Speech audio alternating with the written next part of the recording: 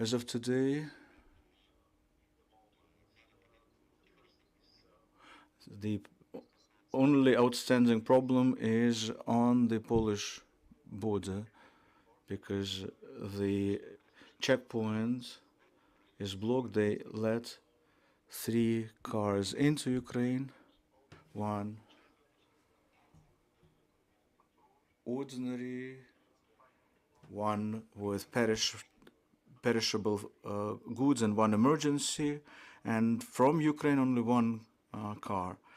Another checkpoint that could handle 500 cars after strike, 300, 350. So no problem with letting countries into from Poland, but into Poland they will previously process 10 cars an hour, now 5 cars an hour. On Gribene, the same situation. They had 10 cars an hour, now they process 3 cars an hour. And that's how many cars drive from Ukraine to Poland. As for Medyki and Sheginy, our side of the checkpoint, we feel no limitations, but from Medyki side, the strikers are still there, blocking the passage. So this is a collapsing situation. I don't believe in the positive outcome. Yeah, that happens for more than 2 months now, this whole situation, right? And what do you believe would be the potential way out of this? Well, globally speaking, the economy of Ukraine lost more than 1 billion euros. Even more was lost by the Polish economy. And with such risks, we have the threat over our strategic partnership because it prevents contracts with European partners who, because of the transportation risks, go search elsewhere. We need to talk to our exporters and importers that the transfer of the border you should avoid Poland. Slovak Republic and Hungary less risks than with Poland for sure. Why? Slovak Republic, when it was on the strikes, the authority treated it categorically for deblocking the border. The longest wait was 4 days. The Hungarian authorities banned the blockades of the road. Romania cooperates with Ukraine quite proactively in deblocking checkpoints, including transit via Moldovan territory. And the presidents of 3 countries confirmed that, and we need to work on this some more. Those commodities that went to the ports of Odessa and those that went to Polish ports, they reoriented to Constanța now, and will stick to Constanța while I don't see any other way out but avoid Poland, because 20 to 40 cars a day, come on. So far, they haven't blocked the railway transportation. There were threats, but no actions. So, if the Polish government, and by the way, tomorrow 2 ministers will have negotiations, Khodorkov, Vice Prime Minister, and the new Polish infrastructure minister, though yesterday he stated that there will be no fast deblocking, but this border is closed officially, and it will be opened only when Poland calculates its own costs and expenditures because of those actions. The Ukrainian Chamber of Commerce stated that last year such actions caused the 3 billion profit for Polish trade, this year 4 billion. But again, we have survived this strike for more than 1 month now.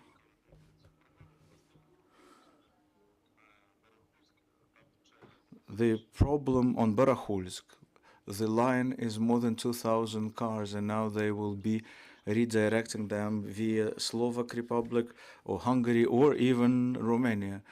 Our cars take the roundabout way. That's more expensive, but it's really working. Volodymyr, if we talk about the change of the conditions of the strikers, those who block the Polish border, has they changed recently or stayed the same? Tough to respond to this question, indeed. Objectively speaking, on the conditions that they stated in the initial notification, 6 bullets, they haven't changed.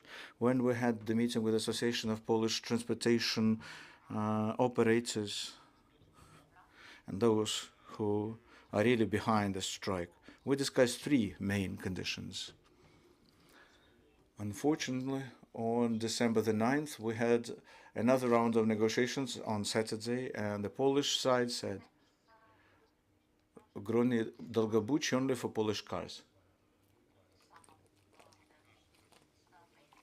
Well, it's not only our government against this, but also the European Commission, who all qualify this as discrimination. But they said, if you address your own operators, then we will increase the throughput in all 4 checkpoints. Only Barahulsk would not be deblocked. So we addressed all of our operators on Saturday, all of our stakeholders, and even though this is not a popular step, we decided to make it happen, and it started working on Saturday night. Yesterday, the European Commission refused the Polish side to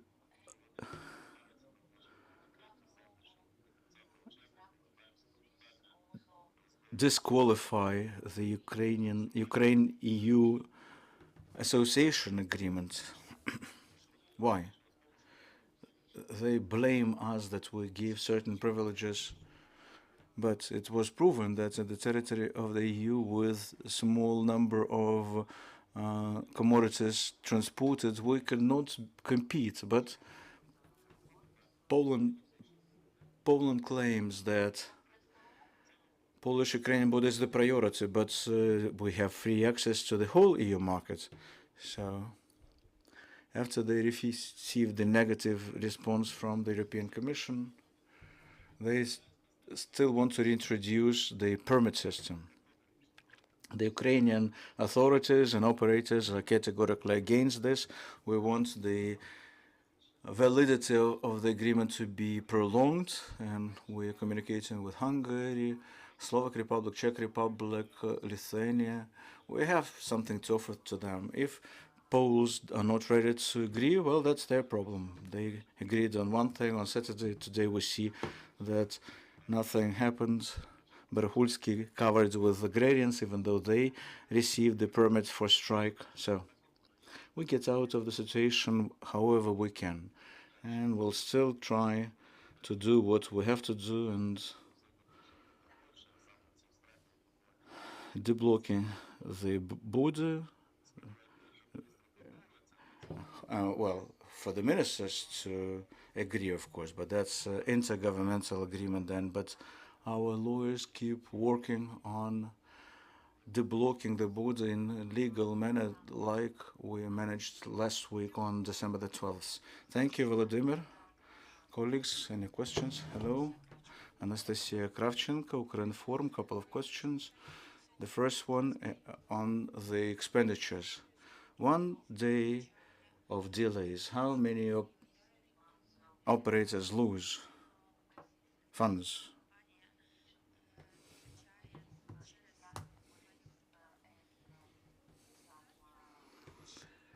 my second question.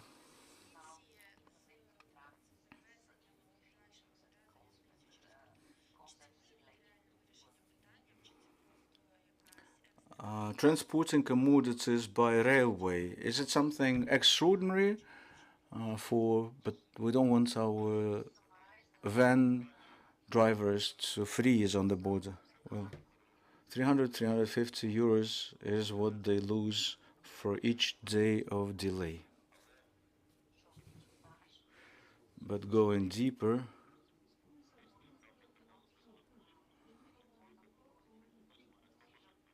we can see that it depends on the number of fleet. But the operators, recognizing the situation, start using other borders, and 700 cars in Baragulsk this morning, or yesterday morning, when they completely blocked the whole checkpoint. There were 2,000 cars, vehicles. Recognizing what's going on, they will try the ways around, because it's unreal. We can stand there for ages. So who loses? Operators, of course, because they pay the driver,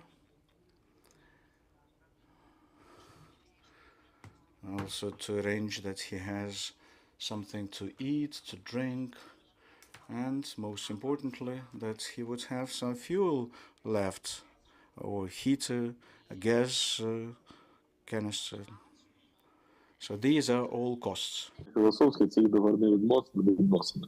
Тому мене не хвилює, звичайно, збитки перевізників, недоотримані доходи, в тому числі теж той прибуток, що не дотримали. Але мене більше хвилює те, що сьогодні економіка держави втратила через цей страйк понад мільярд євро. І це дуже важливі кошти для нашої економіки, в тому числі з точки зору податку.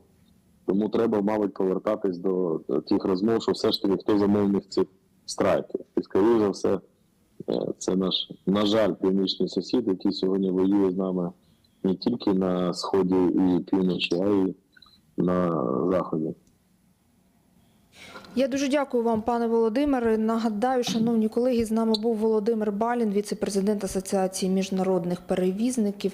Дякую, залишайтеся з нами. Наш наступний брифінг відбудеться буквально за 10 хвилин. Ми будемо говорити про ситуацію на півдні нашої країни. Будемо обговорювати це питання разом з Наталією Гуменюк, начальником Об'єднаного координаційного прес-центру Сил оборони Півдня України. Тож дякуємо вам, працюємо далі разом на нашу перемогу і слава Україні!